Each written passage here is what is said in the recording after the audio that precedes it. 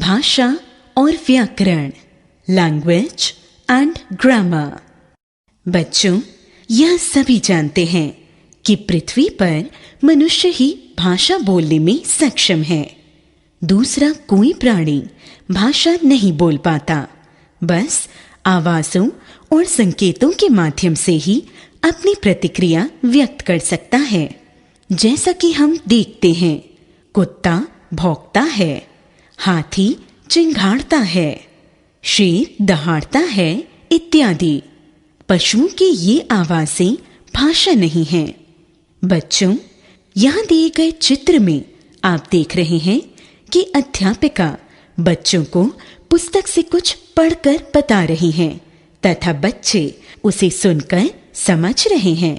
अध्यापिका और बच्चों के बीच यह केवल मुंह से बोला और समझा जा रहा है, इसलिए इसे भाषा का मौखिक रूप कहा जाता है। बच्चों, अब यहाँ दिए गए दूसरे चित्र को देखो। अध्यापिका बच्चों को लिखकर बता रही हैं तथा बच्चे उसे पढ़कर समझ रहे हैं। अतः यह भाषा का लिखित रूप है। भाषा वह साधन है जिसके द्वारा हम अपने मन के भावों को प्रकट करते हैं और दूसरों के मन के भावों को जानते समझते हैं। अध्यापन संकेत। छात्रों को स्पष्ट करें कि घर परिवार, पास पड़ोस, रिश्तेदारों, विद्यालय आदि सभी स्थानों पर हमें बोलकर व लिखकर अपने विचारों को समझाना तथा स्वयं दूसरों के विचारों को समझना होता है, जिसके लिए भाषा की आवश्यकता होती है। भाषा की स्पष्टतया दो रूप होते हैं। भाषा के रूप: मौखिक भाषा, लिखित भाषा। एक, मौखिक भाषा। भाषा का वह रूप है जिसमें बोलकर मन के भावों को प्रकट किया जाता है तथा सुनकर समझा जाता है। अध्यापिका द्वारा निर्देश देना तथा छात्रों द्वारा सुनकर समझना मौखिक भाषा का ही रूप है। 2. लिखित भाषा।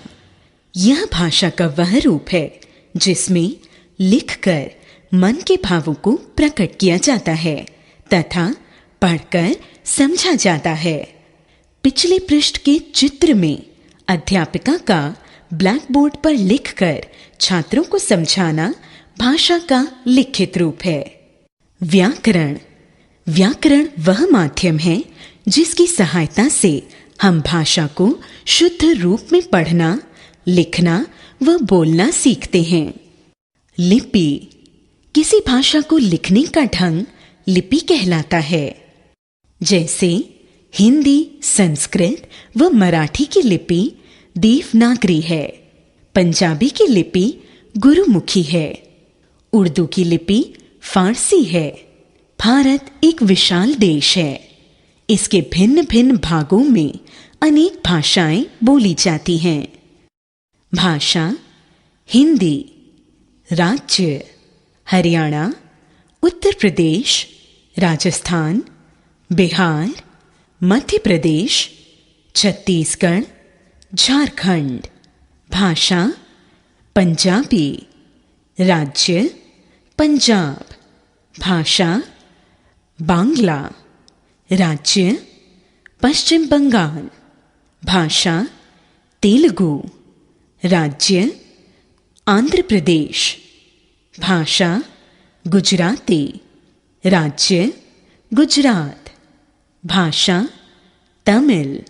राज्य: तमिलनाडु। भाषा: मराठी। राज्य: महाराष्ट्र। भाषा: कन्नड़। राज्य: कर्नाटक। भाषा: मलयालम। राज्य: केरल। भाषा: उड़िया। राज्य: उड़ीसा। भाषा: कोंकणी। राज्य: गोवा। भाषा: कश्मीरी। राज्य: कश्मीर। पाठ में हमने क्या सीखा, जानिए। मन के भावों, विचारों को दूसरों तक पहुंचाने और ग्रहण करने का साधन भाषा है।